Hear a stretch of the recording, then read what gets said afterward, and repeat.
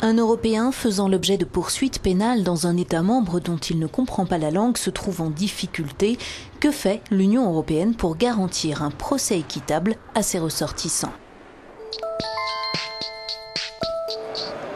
Après les députés européens, les ministres de la justice des 27 viennent d'approuver un projet de loi garantissant aux Européens impliqués dans une procédure pénale transfrontalière un service complet d'interprétation et de traduction.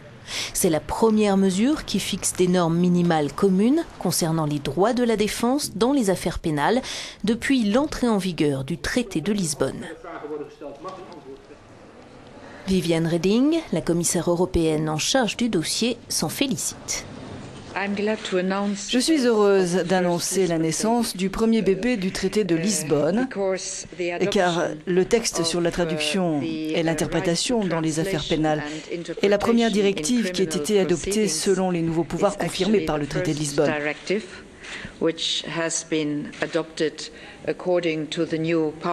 C'est une démarche très importante pour les droits des citoyens et pour la justice en Europe. For the rights of the citizens and for the justice in Europe. De l'inculpation au jugement, la directive garantit aux prévenus le droit de bénéficier de la traduction écrite de tous les documents essentiels à sa défense, à commencer par l'acte d'accusation, ainsi que des services d'un interprète pendant les interrogatoires, les réunions avec l'avocat et les audiences. À noter, les frais inhérents à l'application de ces nouvelles dispositions seront à la charge des États membres, quelle que soit l'issue de la procédure.